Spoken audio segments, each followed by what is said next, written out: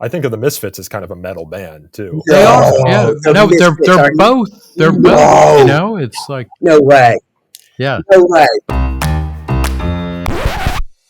Freedom of speech. Fundamental rights. Freedom of conscience. Academic freedom. Freedom of press. And the right to listen. You're listening to So to Speak, the free speech podcast, brought to you by FIRE, the Foundation for Individual Rights and Expression. All right, welcome back to So to Speak, the free speech podcast, where every other week we take an uncensored look at the world of free expression through personal stories and candid conversations. I am, as always, your host, Nico Perino. You might recall a couple of weeks ago, we did a podcast on music censorship, transgression in music, with Nick Gillespie, the editor-at-large of Reason Magazine, and Bob Guccione, who founded Spin and has been involved in the music industry for decades now. And at the end of that podcast, we got talking about punk rock, and I admitted to not knowing hardly anything about it. And Nick Gillespie was kind enough to offer to come back on the show and educate me about punk rock and its importance to the cause of free expression, both in music and in culture more generally. And Bob later told me he knows nothing about punk rock like me and would not be good for the conversation. So we're going to have Bob Guccione back at a later date. But I do have the benefit of having Matt Harwood, FIRE's new vice president of communications. He joined us last year, I believe in September, who is a punk rock fan. I remember him telling me, you either had to take off work, Matt, or you were telling me later that night you wouldn't be around because you were going to a punk show. And I also have Jack Whitten on FIRE's comms team, who is a huge punk rock fan and is himself in a punk band. So I'm surrounded by people who like punk rock and talk about punk rock. And I just have to kind of nod my head like I know what they're talking about, kind of like with Greg Lukianoff for president when he talks about comic books. I know nothing about him, but he is a huge comic book fan, and it hasn't stopped him from trying to talk with me about comic books for the past decade. So Nick Gillespie, welcome back on the show. Thanks so much for having me. Matt Harwood, welcome onto the show for the first time. Glad to be here, Nico. Nick, I want to start with you.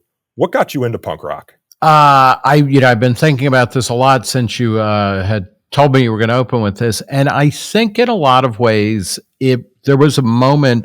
So the Sex Pistols, the British band, which is super identified with punk music, in 1976 they were on a British TV show that was a regional talk show with a guy named Bill Grundy, who was a famously kind of boozy morning show host. They're heroes, not the nice, clean Rolling Stones.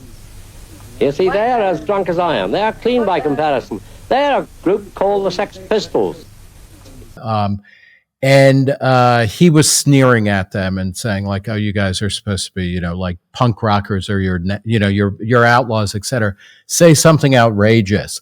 And Johnny Rotten and especially Steve Jones did more than participate in that. And at one point, Steve Jones, the guitarist, said, like, You fucking bastard. Again. You dirty fucker. What a clever boy. What a fucking rotter. Well, that's it for tonight.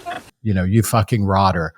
And in England, it created this moment where it was, there's a famous headline in a British paper called The Filth and the Fury. Even though it was a regional show, it just became the story of the day that these punks, these like sniveling little, children of the greatest generation of the people who beat Hitler, were just nightmares.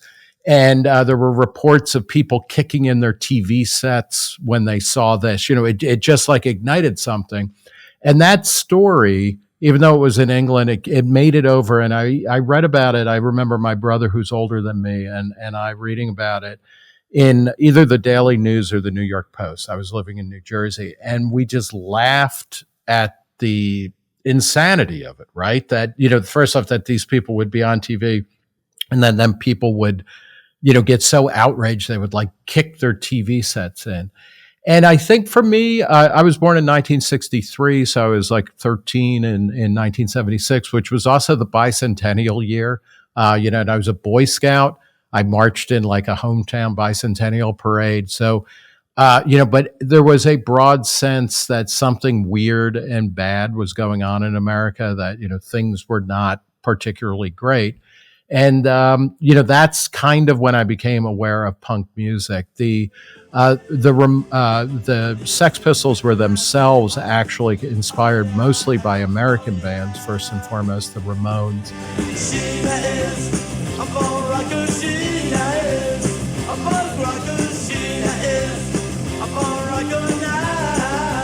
And a couple of other figures in New York. So, it's for me, it was kind of that moment. And what spoke to me about it was the unadorned kind of anger of the music and of the people, but also, and this often gets lost in kind of when people look back at it, it was the fun of it. The Ramones were a short, staccato band that just played songs that, typically would last 2 minutes, but they were very direct, very punchy, but also really, really funny. And they were kind of, referencing, a kind of Hogan's Heroes world, or a world with movie monsters, and then making fun of the subject matter and the treatment of love and things like that you would normally find in a love song. So, it's like, they, instead of talking about love, they would talk about sniffing glue. They would talk about beating people up and things like that in a kind of almost girl group patois that is very funny. And, they were making fun not as much of the parents' culture as much as the hippie culture that was immediately preceding them. So it was funny, it was angry, it was upbeat, it was short, it was to the point, and in many cases, it did speak to this kind of sense of torpor or despair. So, And Matt, what got you interested in punk rock? I hate to confess this. I think it was Green Day actually got me into punk rock.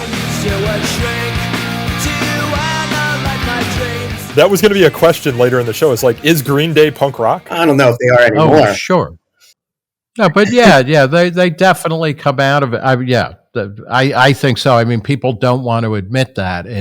They turn their nose up to it, like the but it's it's like everybody gets that way, right? Where you were there for. I mean, and punk is terrible for this, where it's like, oh, I saw this band play in a men's room, when they only had 2 fans. And the minute they become popular or other people hear about it, then it's no longer punk. I think that's bullshit, and I think Green Day is on the receiving end of a lot of that. Well, I think it's bullshit, but there also is something about punk rockers playing sold out stadium shows. You know what I mean? It's just yeah. You know what I mean? It just For doesn't sure. compute.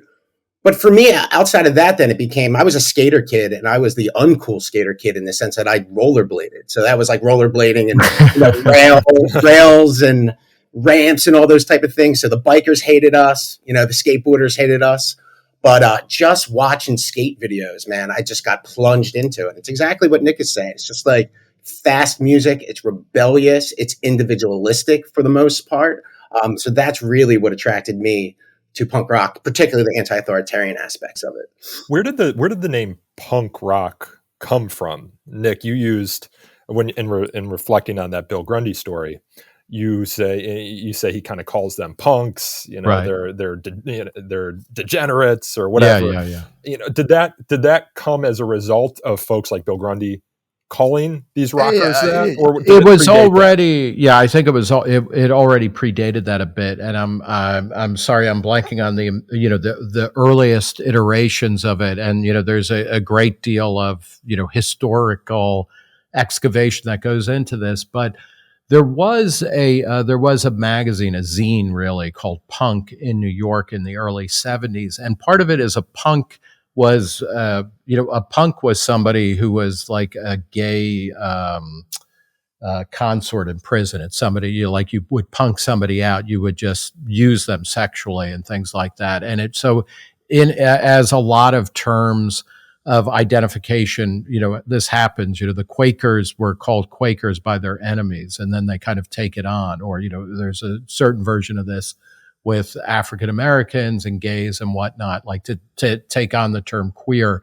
Punk was kind of like that, and it was kind of playful and funny, and it came to signify, instead of being, Frank Sinatra in the 50s would refer to people as little punks. They're just like beneath contempt and weak and all of this kind of stuff. And punk it was the people behind Punk Magazine and then the scene really that was starting to congregate in New York in the in the early to mid 70s, where it really became the kind of term to in a weird way also, and this is something worth thinking about. The bands that played at a place like CBGB's, which was the kind of shrine of punk, they were not aesthetically that similar. There's a lot of difference between the Talking Heads, the Ramones, Blondie, Fear, the Bad Brains. It's just like it. What mattered was that they were all kind of in the same place at the same time, or acknowledged each other as this alternative to what was considered mainstream, dull, boring, overblown, overproduced, kind of hippie culture, and it really is, in a way. Punk was the second half of the baby boom rebelling against the first half of the baby boom.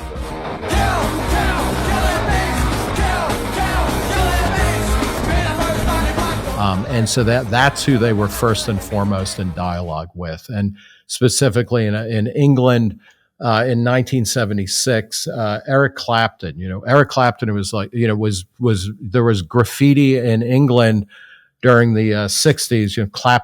Clapton is God, right? He's like the Pope of hippiedom, the Pope of the 60s, of the high 60s. And he gave a slurred, drunken speech at a concert where he was promoting the candidacy of a guy named Enoch Powell, who was a racist, strange politician in England. And he was like, who was very nativist. And Clapton, slurredly said, that Enoch Powell is right, that England should be for the English.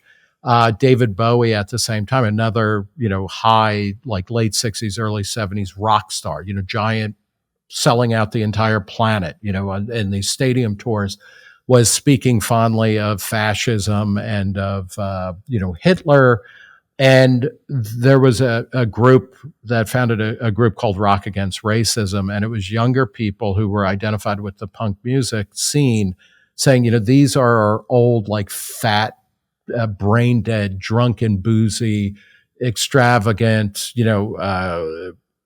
cavalier, idiot older brothers, and that's who we're fighting against. Nick, I want to clarify, and Matt, maybe you can help out here, what you mean by the punk rockers being aesthetically dissimilar, right? Because when I think of punk music, I think of the style being fairly similar. Yeah. I don't agree with that. You guys know music in a way that I do not. I only listen to it. But when you listen to like an early band that is, part of the CBGB scene and part of the, punk scene is Television, which had Tom Verlaine and Richard Hell, who ended up leaving the group. But if you listen to them, these are exquisitely produced and polished songs with like unbelievably advanced playing. They're long, they're lyrically opaque and poetic. You have that on the one hand, and then you have something like early Ramones where the songs are, a minute and a half long. There isn't even a solo. There may be two chords. And the message is, beat on the brat with a baseball bat. Beat on the brat with a baseball bat. Oh yeah, oh. When I say that, there's a lot of difference. Okay. I see what you're saying. There's a lot of difference between the other music that was being made at the time. I thought you meant punk rock music within the punk. Yeah, within the punk movement. Television was, one of the founding bands of CBGB's.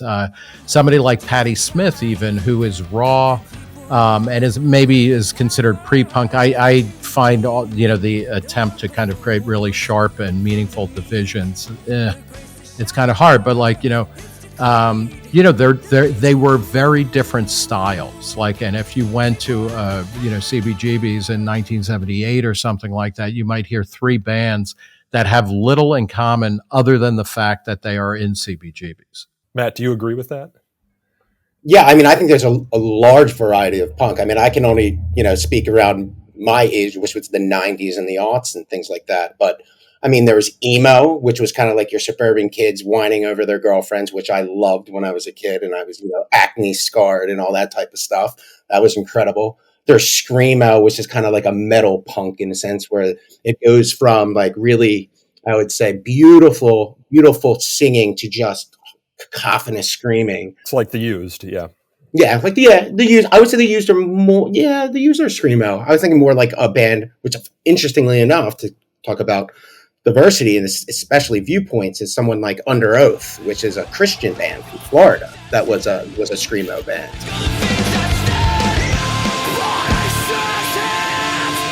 And then you have like the Buffalo hardcore scene, which are vegans and straight edge. There's like Christian core. I mean, basically, you can attach anything to core. There's Krishna core. There was a band that I loved as a kid called Shelter. It got me into Eastern philosophy. So it was funny, like all the things that I loved as a kid kind of came out of punk rock, and the bands that I were listening to very much colored my politics, my ideologies, all those type of things. A lot of the reading that I did, I was tipped off by the punk rock musicians that I listened to. It's interesting because I see some of those bands, metalcore, coming out of metal more so than punk rock, because I grew up a metalhead. I was into bands like Metallica and AC/DC, and a band named Ice Earth was one of my favorites, but also more death metal like bands like Children of Bodom and In Flames and Soilwork. And I see those later bands that you talk about, the screamo bands, kind of coming out of that lineage more so than anything else. Yeah, there might be some convergence between the two genres, but when I think of punk rock, and again, not familiar with the genre, or maybe I'm more familiar with it than I know, I think back to that Tom Morello story, Matt, from the interview that Fire sponsored with him, where he talks about seeing Joe Strummer in concert, and Joe Strummer had a Music Man amp on top of, like, a small Music Man amp on top of a chair, and that was his amplifier at the concert. And Tom Morello, who was just a young kid at the time, had a Music Man amp on top of a chair in his basement. That's what he's practiced, and that's what inspired him to say, like, oh, I can do this too, because that guy I just saw on stage last night has the same setup as I do. And that, so when Nick talks about kind of a not overproduced sound, kind of a grungier sound, sort of like who the fuck cares whether I'm playing out of a Marshall amplifier sound, that's what I think of as punk rock. Like, I've got a ceiling fan and an amp and a microphone and a guitar, and that's all I need, sort of approach. Which do it yourself ethic, 100%. Yeah, that I think is a big part of punk in a broad way, and it changes and evolves over time. But the DIY nature of things, where the bands overall that defined punk, I think in the 70s, did not have music. Most of them did not have any kind of musical training or elite musical training. They didn't have record labels. They didn't have practice spaces and things like that. And they absolutely pioneered a strong DIY ethic of, like, we don't know what to do, but we're going to create a world. We're going to create a music. We're going to create a scene. We're going to create labels. We're going to release this, and then they move into a kind of more conventional space. So I think rather than the aesthetics, I guess getting hung up too much on the aesthetics of, does the Clash sound like the Talking Heads? Do they sound like the Cramps or something? Kind of, but not really, I think. And then, it's more that they have a similar ethos, which is protesting on some level, being very alternative, and not necessarily in a sniffy or showy way, but it's like they are doing their own thing. And they're doing it in relation to what came before them. I see punk, and I think a lot of culture is like this. It's kind of a dialectical experiment or experience. And just as rock music was in dialogue with folk music and the kind of Sinatra, Bing Crosby crooner stuff in the early 60s, punk then was in a dialogue and a dialectic with groups like ELP, groups like Yes, groups like Genesis, progressive rock, which to their mind had generally become bloated, and stupid and talking about, elves and, Norse mythology or something in a silly way, right? They come at it in a much more stripped down, stark way. What is the first, and I know this can get difficult, but what is the first punk band? Metal, it's often pegged to Black Sabbath, right? Correctly or incorrectly. Rock and roll, you harken back to folks like Elvis Presley, and I know there are many people who take issue with that. So, we could get hung up on this conversation, but when you think of kind of the paradigmatic punk band that kind of started it all, or at least brought it into popular culture, who do you guys think of? I mean, I think of the Ramones because, they started playing together, I think, in like 1975, and their first album came out in 1976. And it did not sell well. In a lot of ways, it was kind of like the Velvet Underground almost 10 years before, where they released an album that was drastically out of step with the times, and it didn't sell well, but it really affected the people who heard it. Like, just like people said this about, I think it was Brian Eno said this about the Velvet Underground, that, the record didn't sell very well, but everybody who bought it started their own band. Something like that happened with the Ramones, who then influenced the guy who helped create the Sex Pistols. And when the Sex Pistols started touring England, something similar happened as well. So, again, I don't get too hung up on, okay, what is the very first instance of this or that? But there's a bunch of bands and acts, mostly in New York City, in the early 70s. There are proto groups. A lot of people talk about someone like Patti Smith or the Stooges, who were kicking around, and you can hear kind of the rawness and the the lack of kind of sophistication on some level is very important. What's interesting is too what you're saying, Nick, because I think I could even heard a song from Little Richard from the 50s that I was like, that is a punk song. Like, it was just fast and driving, and it was in for 3 minutes. And then you also have like MC5 would kick out the jams, which is just ferocious punk energy before I think anyone would have called anything punk. But I tend to agree with you. I think if you're going to settle on something, it's probably going to be the Ramones.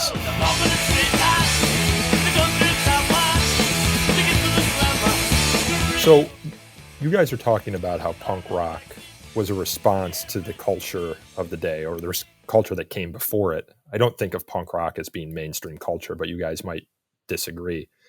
I think of it more as kind of a response to kind of prevailing culture. Hot Topics made a lot of money off of it. Yeah. Well, what is interesting about it, and there's a fantastic book called Babylon's Burning by Clinton Halen, who's a British pop music writer, a rock writer, and that takes punk from its early beginnings, both in the U.S. and in England, and then takes it through Nirvana and kind of Green Day. And I think it's worth thinking about that punk in its early heyday, which is maybe 75, 76 to 77, maybe 79 at the latest. It didn't really, especially in the U.S., it didn't sell a lot of records. But then it slowly influenced more and more things till you get to a point like Nirvana and Green Day, which clearly are indebted to punk and are riffing off of that, many of its sensibilities, and were like the biggest bands in the world. They were as big or bigger than a group like U2 or Bruce Springsteen or REM ever managed to be. Nick, to your point, I mean, Kurt Cobain would have called himself that Nirvana was a punk rock band. Yeah.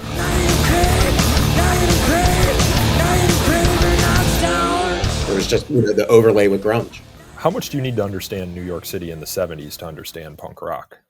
I think it helps and then it's also interesting to think about San Francisco and LA, which were the other two big hotbeds of this. And actually, let me take that back.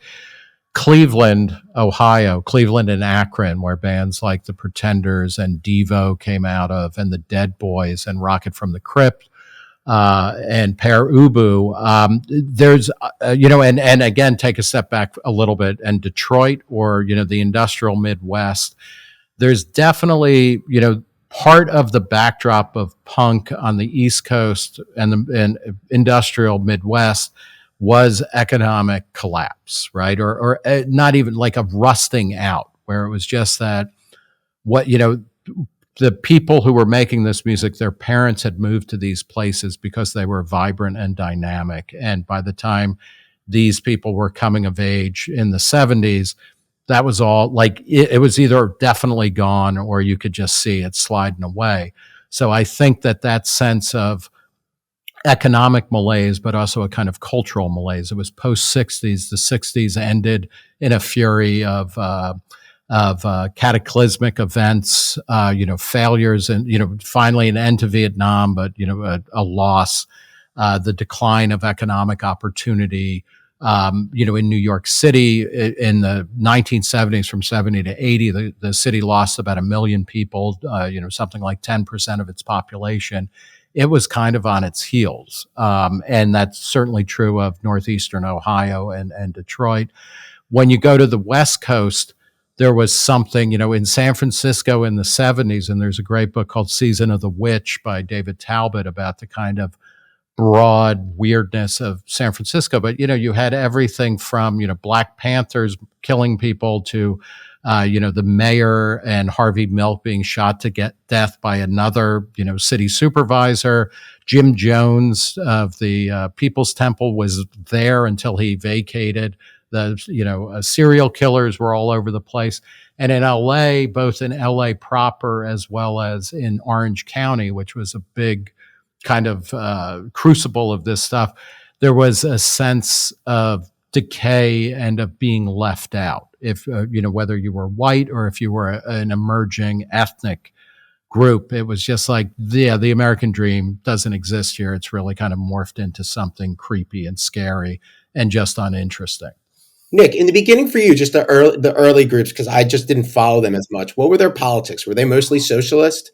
Because I remember growing up, the politics of all the punk bands were socialists. Yeah, that I think comes a little bit later. And, my colleague at Reason, Brian Doherty, wrote a great piece for us in 2000 or 2001 called The Strange Politics of Millionaire Rock Stars, which kind of speaks to this. And Rage Against the Machine are like front and center there, because Rage Against the Machine clearly, openly, and truly, indebted to punk.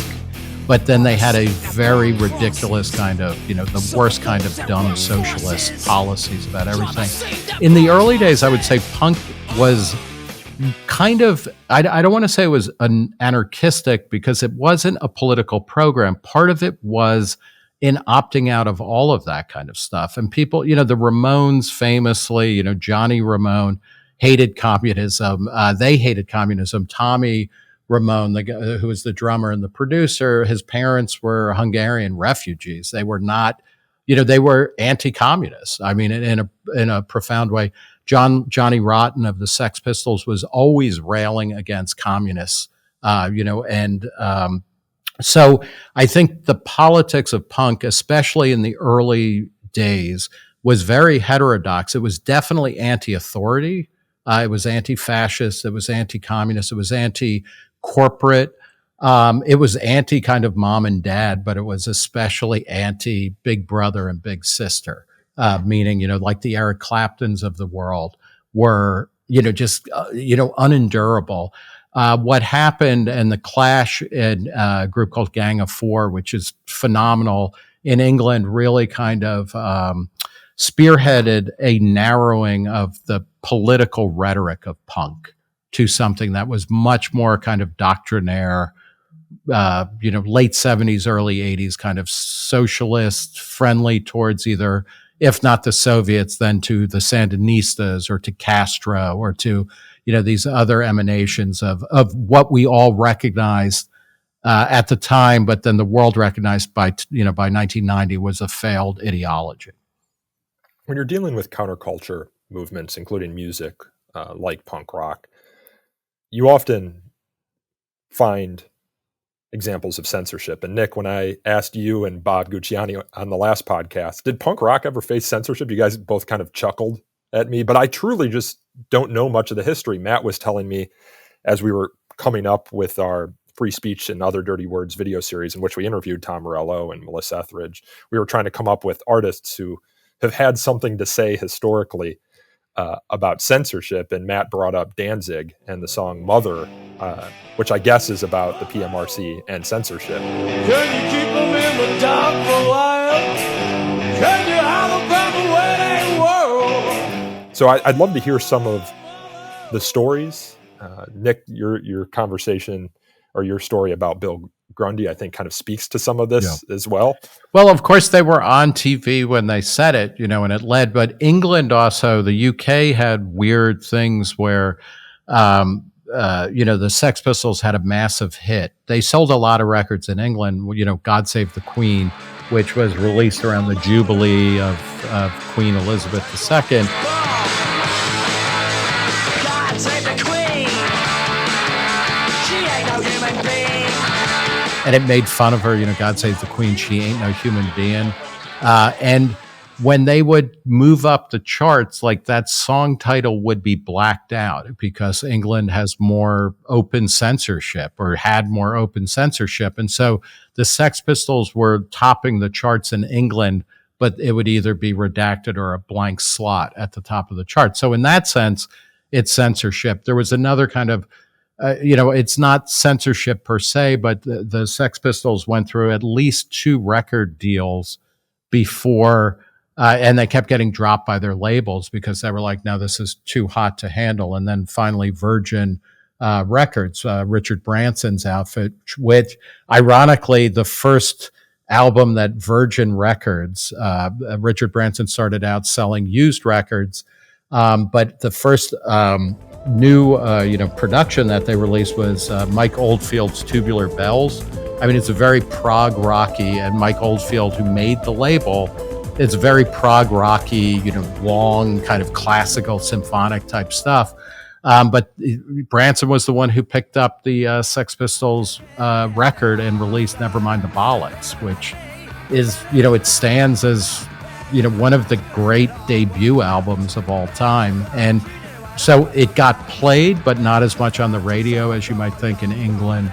I think in the U.S., I was thinking about this because another great early kind of punk group that was big in CBGB was Wendy O. Williams and the Plasmatics. And they would do things like cut their instruments in half using a chainsaw. She would wear, a bikini made out of whipped cream that would start to dissipate as she was performing. She was arrested for public indecency in Milwaukee and things like that. A lot of these records just didn't get airtime in the U.S., and I don't think it wasn't censorship per se, but it was clearly, it was discouraged by officials as well as corporate entities. And one thing to remember, which is hard to recover in this moment of, just a cornucopia where you can hear everything ever done all the time. There weren't that many outlets for, public outlets, whether you're talking about broadcast TV, there were 3 channels and, a bunch of UHF channels, and even radio stations, there were many fewer radio stations, and most of them did not play this kind of music. Yeah, well, I think censorship is a very specific kind of thing, but I think of punk rock as pushing the boundaries of what can be said in polite society, and that, of course, has free speech implications. Here at Fire, we talk about a culture of free speech where people have the freedom to be who they are, and speak their minds, and have the artistic freedom to kind of experiment with new modes of expressing themselves. So it doesn't need to be censorship per se, where you have the government coming in and arresting you on stage for having a whipped cream bikini or whatever. But it can be kind of a stultifying culture of orthodoxy or conformity, the sort of conformity that, in fact, John Stuart Mill condemns in his famous treatise from the 19th century on liberty, which was a revolt in that sense against Victorian England. But in this case, it sounds like you're saying it's not a revolt against sort of conformity, unless you think of hippie culture as a sort of conformity. Yeah, which you might. They definitely did. And, when you think about it in terms of the recording industry, again, which has gone through, massive shifts, just in the 21st century, but it really started exploding or imploding in the 90s. And, we'll come back to Rage Against the Machine in a minute, but a lot of the punk bands were either signed by smaller labels, so like Sire Records, which was run by Seymour Stein, who died recently, and he released a lot of the early punk bands because he liked it. But it was a smaller label. In England, labels like Stiff Records and Rough Trade released a lot of stuff, because the major labels wouldn't do it. Virgin at the time was not a major label. In the U.S., a group like the Dead Kennedys created Alternative Tentacles.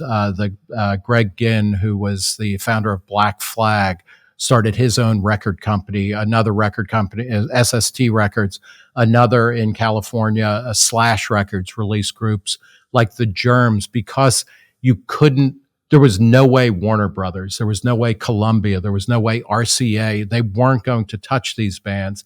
And in this sense, I think one of the great, kind of relatively underappreciated aspects of punk is, by creating all of these different record labels that were oftentimes lo-fi and shaky and short-lived, but it helped start this kind of decentralization of cultural production that we are living in now. Some people bemoan it, but it's just part of what they were rebelling against was the kind of centralization of cultural production. And it had gotten to such an insane degree, famously in the 60s, Columbia Records, which took a while to, embrace rock, because rock was seen as a fad in the late 50s through the early 60s.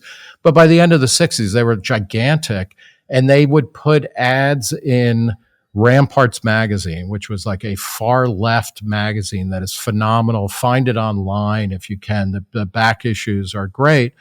But Columbia Records would put ads in Ramparts magazine, which was a hardcore left-wing progressive anti-war magazine that did some great journalism.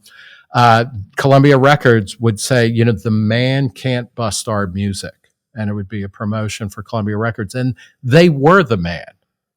But this is how the 60s counterculture had gotten to a point where they were kind of dominating everything, but they were still pretending to be dispossessed and marginal. And that's, the real people who were marginalized and disgusted by that in the 70s were the punks. And they were like, fuck you.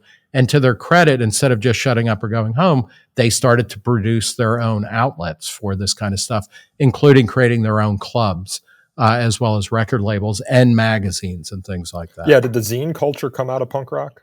I don't know if it came out of it, but it definitely enabled it. And when you look, again, Punk Magazine, and there's a fantastic oral history of punk called Please Kill Me, by Legs McNeil and a co-author. And it's, like recapturing how square American culture was or global culture was, is worth doing, because we face different challenges now. People will be like, oh, there's too much diversity in offerings, or there's too much to read, et cetera.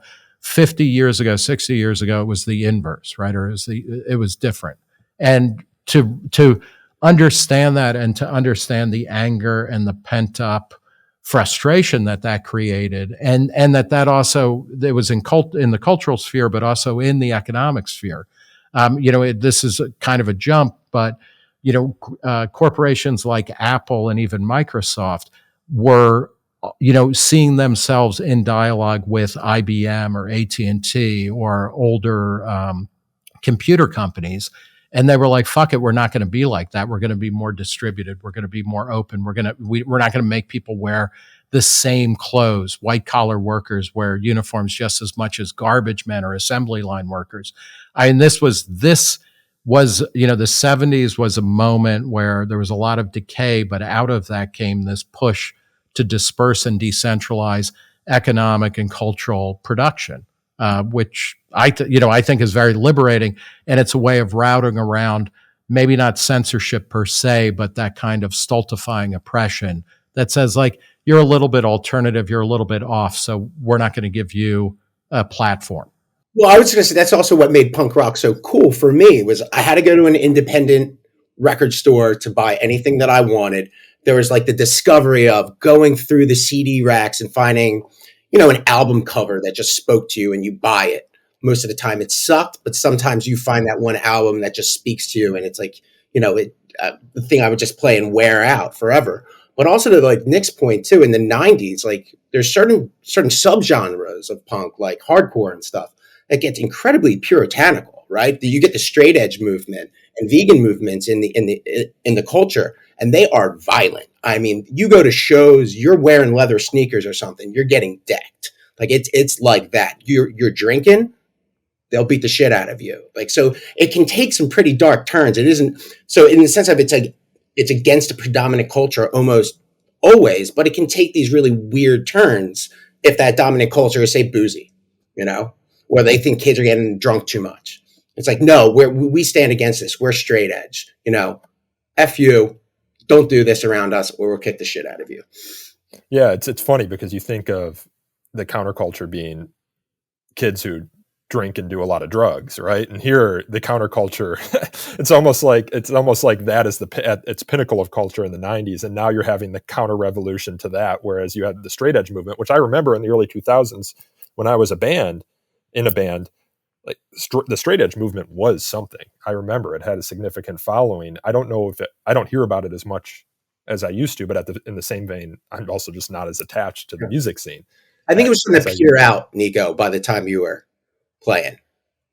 I felt like it was it kind of went through waves. I think there was the 80 wave with like Minor Threat, and then it comes back with bands like Snapcase and things like that in the 90s. And it also, it comes and goes partly, when you have like a bunch of people in music, die. I mean, something, like Kurt Cobain was both, the beautiful spokesman, kind of like the final evolution of Jim Morrison or something, 10 or 15 years later, but also, clearly he's a pretty good argument against doing drugs, so these different types of subcultures all are, constantly in ebb and flow based on who's big and who's not. Because again, a lot of it is how do you differentiate yourself, against your either your contemporaries or your immediate predecessors.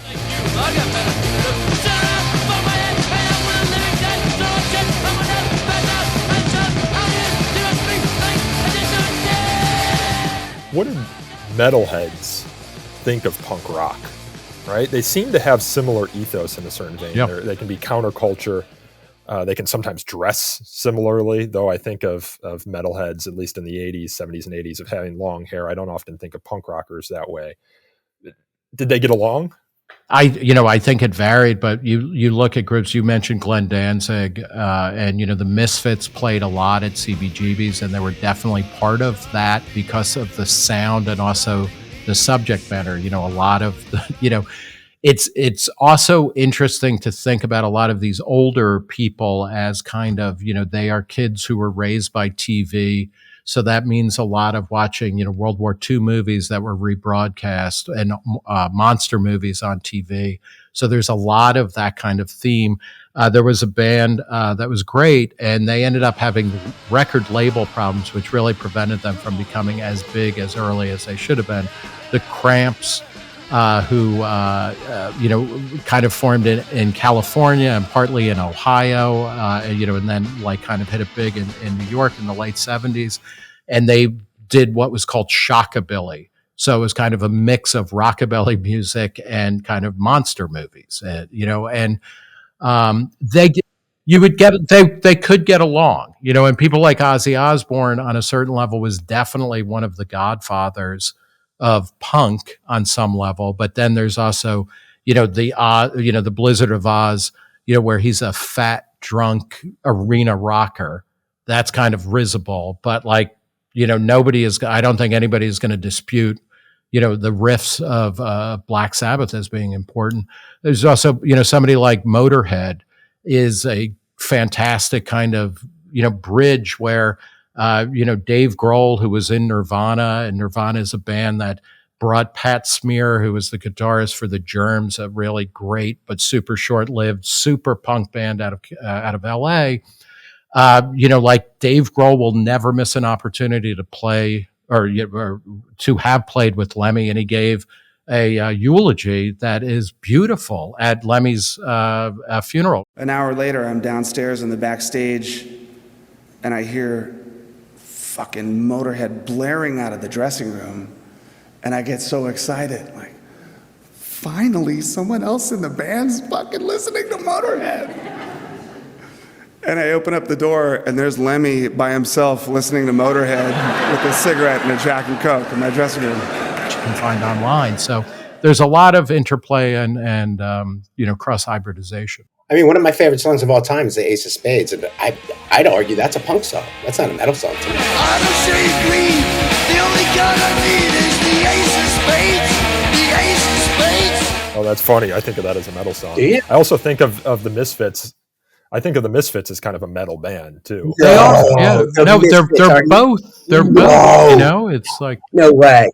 Yeah. No way. But again, the other thing that is interesting is, and this is something that punk did, and certainly metal does, although I would tip it more to punk, is the costuming and the kind of creation of identity. And again, in this, they're not being original. I mean, David Bowie did this and people before him, but it's playful, and it's like, I get the sense that the Misfits take themselves less seriously than, say, like Queensryche. And all of my music, allusions are dated, but like where the Misfits, or Gwar, like they're having fun with it in a way that maybe Queensryche or Slipknot is kind of taking themselves a little seriously. Yeah, I think just as humans, we want to be able to draw bright lines between things, and you just can't with music, right?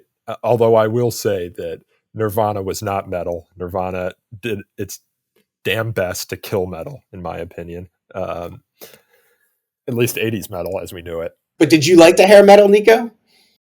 Yeah, I liked the hair metal. I liked it more than I liked Nirvana, for example. Really?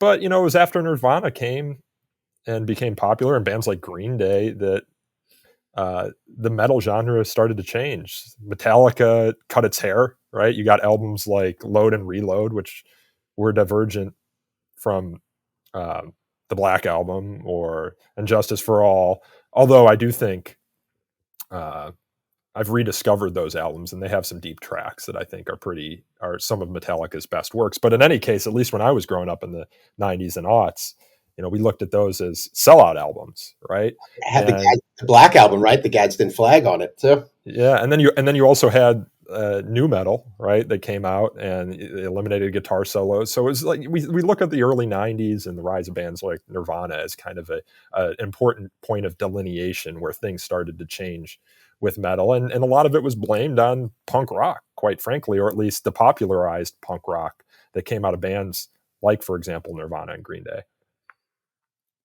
I want to ask why advocates for our artistic freedom or free expression or free speech should care about punk rock. I'm not sure we've necessarily made the case here for it, and I'm not necessarily sure that a case can be made for it.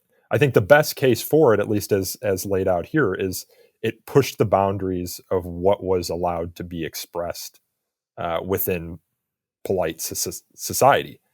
And now we've kind of reached a day and age, although I was recently talking to some people who are in the music industry who say, yeah, censorship of music might not happen in the way it used to, but there's a lot of pre-censorship going on right now, a lot of music that doesn't get made, in the same way there are books now that just aren't getting published, or films that aren't getting released. They say that you see that in the music industry too. So maybe you need a kind of revitalization of the DIY ethos that punk rock had. But there are channels now to release your own music. Thinking of SoundCloud, for example, you see a lot of kind of edgy rap music being released there. Maybe the same thing happens with punk rock, and maybe artists still need those kind of bigger channels in order to release their stuff. And you have a lot of artists who are willing to self-censor so they can get to those channels. I don't know, but I want to know what you guys think of why free speech advocates should care about punk rock, if at all.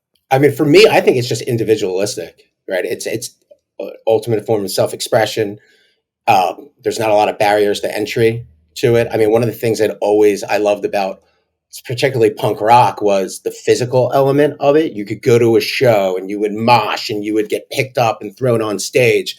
There'd be like wrestling for the mic. So no one, like what Nick is saying, no one took themselves seriously. And what I loved the most was the artists never thought they were better than their audience, generally speaking, right? It was the idea that you could share the stage with them. And you don't know, the kid that you handed the microphone to might be the next punk rock lead singer that you're going to go to the show and see. So that's what I loved. And one of the greatest things too was Philadelphia, when I was growing up, had such a good scene. So we would go to like the Trocadero, which I would say was Philadelphia CBGB's, Nick, to a certain extent, which was in an old burlesque building. I lived in Philly in the late 80s, so I'm familiar with what you're talking about. Philadelphia kind of has the ethos of a punk rock city. I don't know if when I think of it. So I always said, this is something, I was just talking to someone about this. So there'd be a band, and I mentioned them already, like really obscure band, Snapcase, Buffalo hardcore band. And I had to worry about Snapcase selling out at the Trocadero, but know that I could go then 2 days later to New York City and go to whatever venue they're playing and buy a ticket right there. And I'd be standing there with like 20 people. So every single time like a great punk rock band came to, well, what I would consider a great punk rock band came to Philadelphia, they were always talking about Philadelphia, how much we love you. You guys really get us. To go to that question of, why does it matter? Why, if you care about free expression, one of the things that has really changed, and I appreciate what you guys are doing at Fire to, push back against this, but, Nico, you emphasize the culture of free speech or free expression, is as important as any kind of legal rules and things like that. And, we have a very good Supreme Court, which just recently ruled in favor of Section 230, of keeping the internet a little bit more free, or saying, okay, that, parents or people can't blame YouTube or Twitter or something, for radicalizing their kids like that. That's important. And that the legal bulwarks that the Supreme Court and other courts have been laying down for the past, really past 70 years is comforting, but we need this culture of free speech. And I think part of what punk did and continues to do, because I think it's more of an attitude than an aesthetic, is it is constantly creating new outlets for new types of ideas, or for oftentimes unspeakable ideas, sometimes funny, sometimes not. But by doing that, it's showing what is possible. Sometimes you look at it and you're like, wow, I really don't want to do that. But it's good once you have that thing in your mind, you can say, okay, that's one point on a compass and I'm going to steer clear of that, but I'm going to go somewhere else. And, to Matt's point, the creation of new venues, the creation of new labels, the creation of new outlets for stuff is really, really important, because the culture, it's kind of like mutations, almost all mutations in nature are deadly, but, every once in a while there's something that leads to a breakthrough. And I think that's true of culture. I think that's true of society. I think that's true of, economics and whatnot. And punk is that kind of thing where it's endless mutation. It's creative destruction within the cultural arena. And, that's what's important about it, is that it didn't come up through the channels that we all expect, things to come up to. It's not, by the time punk gets to the New York Times or it gets to Columbia Records, which became Sony Records, which is where Rage Against the Machine, sold its soul to. It's good, because Rage Against the Machine is like they were a phenomenal band. They captured the moment. Part of this Brian Doherty story that's so good is that he went on a couple of message boards where there were people on there who had finally gotten the lyrics, and they were like, I can't believe that Rage Against the Machine is like such a socialist band. Eurocentric, every last one of them. Keep right through the red, white, and blue disguise. That's your approach of the structure of life. Is so communistic because that's a system that punishes individuals and free speech and things like that. So it's like you can have a band like Rage Against the Machine preaching communism on Sony Records, being anti-capitalist, and it's kind of great, and it's kind of a performative contradiction. But what's important is all of the stuff that led up to them becoming so big and so popular. on a mainstream label. And I don't think the mainstream is bad, but you want the mainstream, and then you want all of these little tributaries that are, that are moving away from it, that might redirect it in some way. And I think at its peak and at its core, that's what kind of the punk movement, which also was not simply limited to music. There was a version of punk literature, of punk movie making, of punk businesses.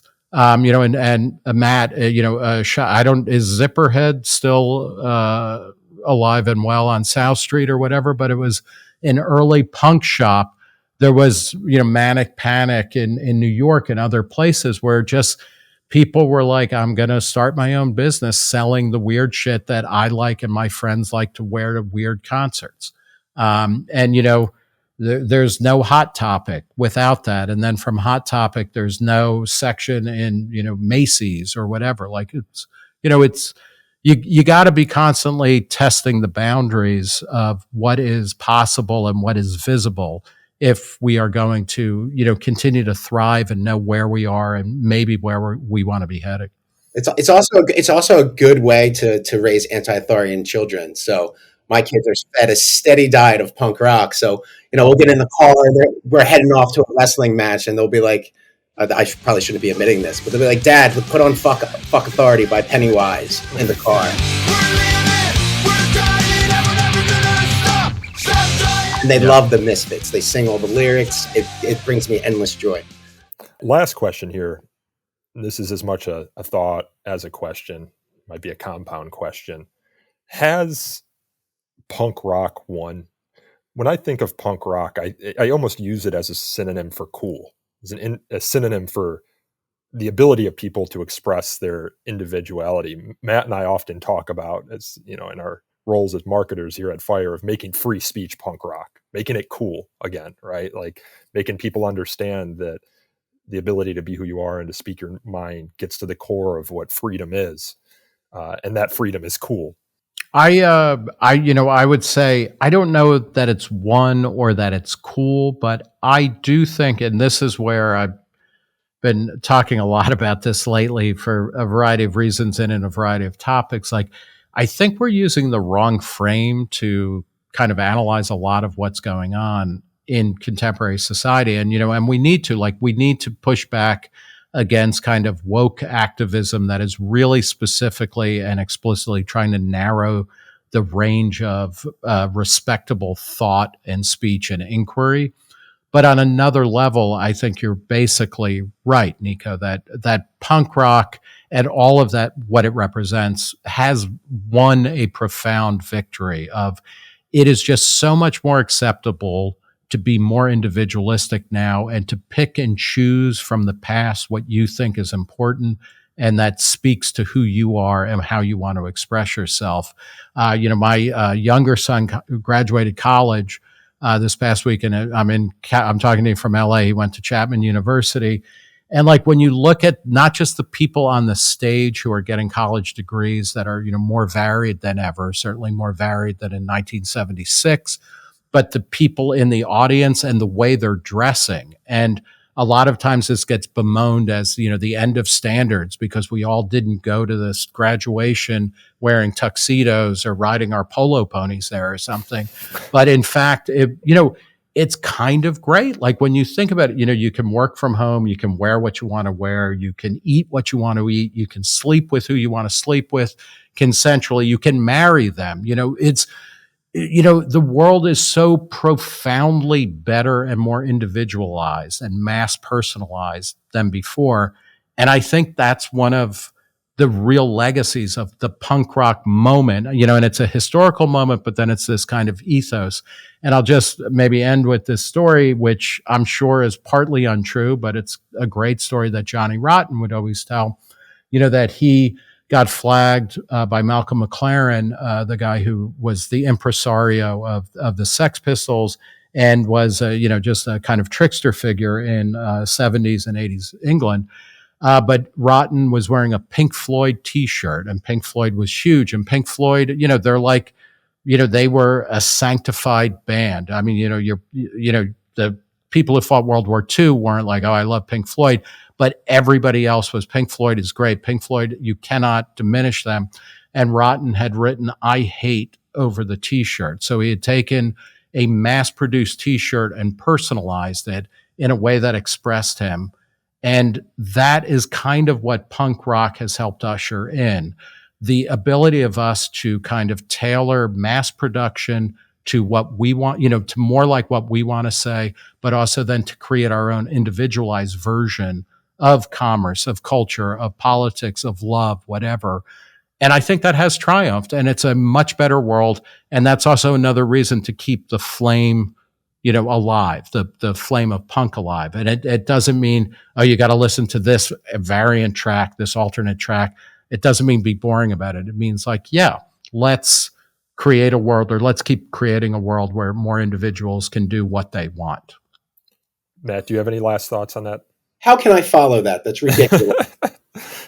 I'll just say, I think punk is a mindset. Right now, it's really weird. I don't like, if you asked me to name like a really great punk band that just came out, I probably can't do it right now. So I don't know if punk's dead, but it's always waiting in the wings to like rear its ugly, individualistic, anti-authoritarian head when we need it. Well, punk as a mindset can be alive, while as a genre can be totally waning. Dead. Yeah, totally dead, or just waning in popularity, right? I can't think of a punk band, or at least one that has the cultural import that maybe the Sex Pistols or the Ramones or the Dead Kennedys have. I can't think of one. But then again, I'm not. What did Mario Savio say? Never trust anyone over 30. Maybe because they just don't know what's going on with music anymore. I definitely fall into that camp. But I appreciate you both coming on the show and educating me and our listeners about punk rock and why people who care about individuality and freedom and free speech should understand the genre more, and hope to do something like this again in the very near future. Great. Thanks, Nico. Thank you so much. That was Nick Gillespie, editor-at-large of Reason Magazine, and Matt Harwood, vice president of communications here at Fire. This podcast is hosted and produced by me, Nico Perino, and edited by my colleagues Ella Ross and Aaron Reese. You can learn more about So to Speak by subscribing to our YouTube channel, where this video will be housed. You can also find the podcast, of course, wherever you get your podcasts. You can follow us on Twitter or Instagram by searching for the handle Free Speech Talk. Like us on Facebook at facebook.com/So to Speak Podcast. And please leave us a review wherever you get podcasts, and send us feedback at sotospeak@thefire.org. Again, that is sotospeak@thefire.org. We love hearing from you. And until next time, we thank you all again for listening.